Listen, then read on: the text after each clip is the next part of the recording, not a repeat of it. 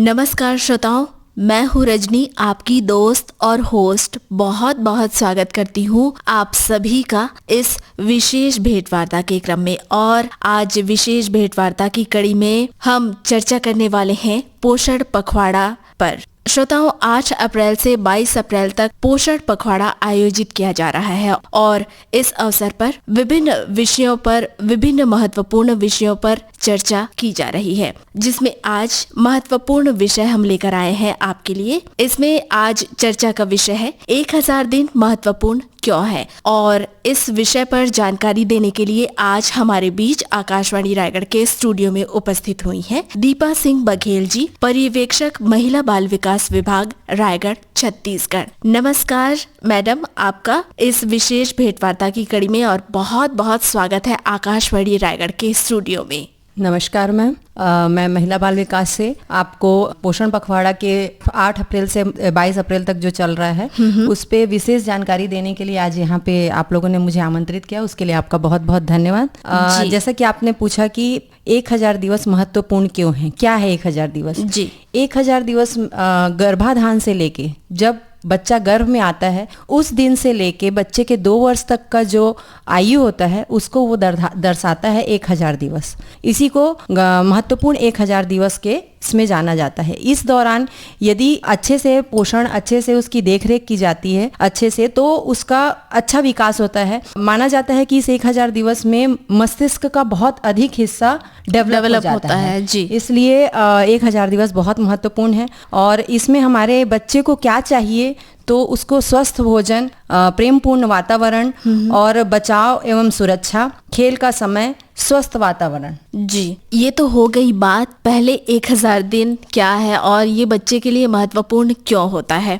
बच्चे का मस्तिष्क पहले 1000 दिनों में कैसे विकसित होता है इसके बारे में भी आपने हमें बताया। और इसके अलावा पहले जो 1000 दिनों में अच्छा पोषण है वो महत्वपूर्ण क्यों होता है। गर्भ में जब गर्भ में बच्चा होता है तो जैसा कि हम सभी जानते हैं कि गर्भावस्था के दौरान गर्भवती माता का विशेष देखरेख करनी चाहिए। तो गर्भ में जब बच्चा गर्भ से लेके बचपन तक जो है अच्छा पोषण यदि मिलता है बच्चे को, तो उसका जो भविष्य है वो उसका भविष्य बहुत भविष्य में वो जो उसका स्वास्थ्य के लिए वो बहुत लाभदायी होता है। शारीरिक विकास के लिए, मानसिक विकास, ये मतलब 1000 दिवस में दिमाग जो है, मस्तिष्क जो है वो 80% डेवलप हो जाता है। उसके न्यूरॉन्स 80% वो बढ़ते हैं, अधिक से अधिक बढ़ते जाते हैं। इसके लिए 1000 दिवस में हम यदि पोषण पे विशेष ध्यान रखते हैं तो गर्भावस्था में माता को अच्छा खाना खिलाएंगे, अच्छे वातावरण में रखेंगे, तो हमारा जो स्वस्थ बच्चा जन्म लेगा।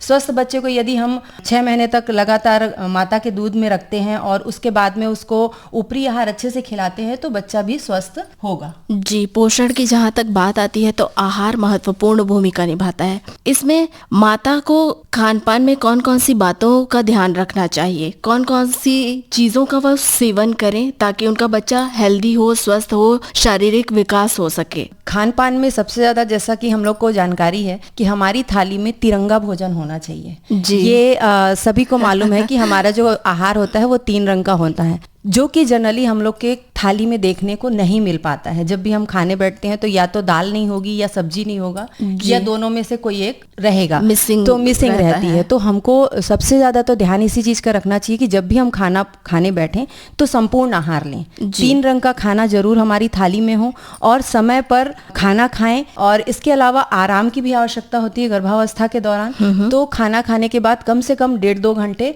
गर्भवती माता को आराम करना चाहिए। उसको हर तरह की पौष्टिक चीजें, जो हमारी गलत धारणाएं हैं कि ये नहीं खाना चाहिए, वो नहीं खाना चाहिए, जैसे सूरन नहीं खाना चाहिए बोलते हैं देहात में, तो इस तरीके की चीजों को ध्यान ना दें और संपूर्ण आहार जो महिला को पसंद है, जो उसको खाने में अच्छा लगता है वो जरूर खाए और पेट भर के खाए, अच्छे से खाए। तो इससे, और साथ में जब बात कर रहे हैं हम पोषण की बात करते हैं तो ये बच्चों के ऊपर भी होता है कि जब बच्चा छोटा होता है, जब उसको हम 6 महीने के बाद उसको खाना देना स्टार्ट करते हैं, उस टाइम पे भी हमको हमको इन चीज़ों का ध्यान रखना है कि बच्चों को ये 3 चीज़ें इन्वॉल्व करते हुए उसको सारी चीज़ें उसको ऊपरी आहार के तौर पे दी जाए। जी। और इसके साथ माँ का दूध कितना अहम रोल निभाता है? माँ का दूध बहुत ज़्यादा जरूरी है। 6 महीने तक हम लोग सिर्फ माँ के दूध पे रखना है, ये कहा जाता है। 6 महीने तक पहला तो वो कोलेस्ट्रॉल होता है, मैं कोलेस्ट्रॉल के बारे में बता दूं।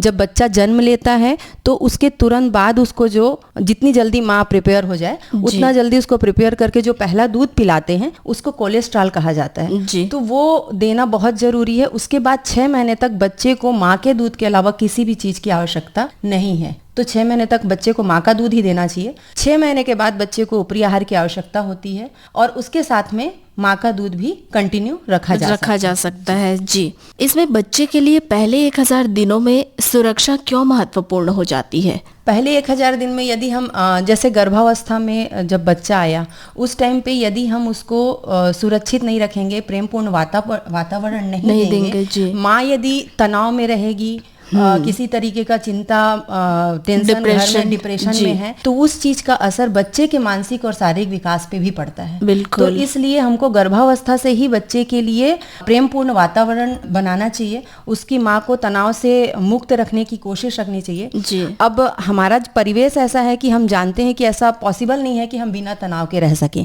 तो उसमें क्या है कि हमको ये देखना चाहिए कि यदि तनाव हो भी रहा है तो हम उसको कैसे प्रबंधन करें। हम अपने डॉक्टर से बात कर सकते हैं, आसपास में आंगनवाड़ी केंद्र में जाके आंगनवाड़ी कार्यकर्ता से सलाह ले सकते हैं।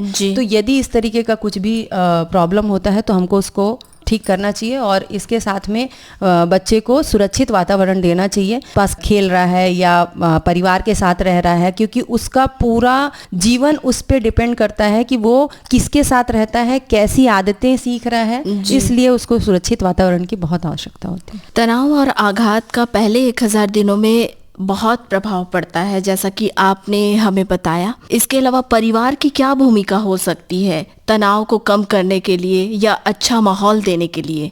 यदि गर्भवती महिला गर्भावस्था के दौरान अधिक तनाव महसूस करती है तो बच्चे की तंत्रिका तंत्र जो होती है, जो न्यूरॉन्स होते हैं, उसमें इफेक्ट आता है और इससे उसके जीवन में बहुत सारी स्वास्थ्य संबंधी समस्या आ सकती है। जैसे हार्ट अटैक और उच्च बीपी हो सकता है, शुगर हो सकता है, इस तरीके की प्रॉब्लम्स उसको आ सकती हैं। और अगर हम यदि परिवार को ये सहयोग देना चाहिए कि गर्भवती माता को खान पान पोषण के साथ साथ में प्रेमपूर्ण वातावरण भी उपलब्ध कराए, एक सकारात्मक माहौल रहे, तो जिससे वो अच्छे वातावरण में एक अच्छे स्वस्थ शिशु को जन्म दे सके। जी। गर्भवती माता जो है अपने बच्चे के जीवन के प्रथम 1000 दिनों के दौरान गरीबी का समाधान कैसे कर सकती है? ये एक प्रश्न हमारे मन में उठता है। हाँ, गरीबी के लिए हमारा परिवेश, मान लीजिए गर्भवती माता गरीबी के उसमें है, उसका स्टैंडर्ड उतना नहीं है कि वो अच्छे खान पान को कर सके, और तो हमको क्या करना चाहिए, इस परेशानी को दूर करने के लिए हमको अपने आसपास का जो माहौल है उसको कम खर्चे में जितनी अच्छी चीजें हम कर सकें मुहैया करा सकें। साथ में शासन द्वारा दी जा रही विभिन्न योजनाओं का लाभ उनको लेना चाहिए। वित्तीय सहायता मिल रही है, खाद्यान्न सहायता मिल रही है, उसको ले। उसके साथ में सबसे ज्यादा जरूरी जो है वो है अपने आसपास के माहौल को सकारात्मक बनाना, परेशानियों में भी अपने आप को सकारात्मक करके कम चीजों में अच्छी एक्टिविटी करना और उससे अपने आप को संभालना। जी। और जाते जाते हम आपसे ये भी जानना चाहेंगे, बच्चे को सर्वोत्तम सुरक्षा देने के लिए क्या किया जा सकता है, क्या करें? सर्वोत्तम शुरुआत देने के लिए पहले तो गर्भावस्था में सुरक्षित आहार और धूम्रपान, शराब आदि का सेवन ना करें। जी। यदि महिला हिंसा या आघात अनुभव कर रही है तो आसपास सहायता लें, डॉक्टर से मिलें, आंगनवाड़ी कार्यकर्ता से मिलें, आसपास जो भी उनको सहायता दे सकें। यदि संभव हो तो कम से कम 6 महीने तक स्तनपान कराएं। जी। है ना। और उसके अलावा जो है सुनिश्चित करें कि बच्चा जो है 6 महीने के बाद स्वस्थ आहार ले, जो उसका आहार हो वो भी स्वस्थ रहे। मैडम, आपका हम बहुत बहुत शुक्रिया कहना चाहेंगे। आप आकाशवाणी रायगढ़ के स्टूडियो में उपस्थित हुई, अपना कीमती समय हमें दिया, इसके लिए आपका हम बहुत बहुत तहे दिल से धन्यवाद कहना चाहेंगे। बहुत बहुत धन्यवाद आपको। धन्यवाद मैम। तो श्रोताओं, 8 अप्रैल से 22 अप्रैल तक पोषण पखवाड़ा आयोजित किया जा रहा है और इस पर चर्चा के लिए हमारे बीच उपस्थित हुई दीपा सिंह बघेल जी, पर्यवेक्षक महिला बाल विकास विभाग रायगढ़ छत्तीसगढ़ से। और अब इस विशेष भेंटवार्ता की कड़ी से मुझे यानी अपनी दोस्त एंड होस्ट रजनी को दीजिए इजाजत। नमस्कार।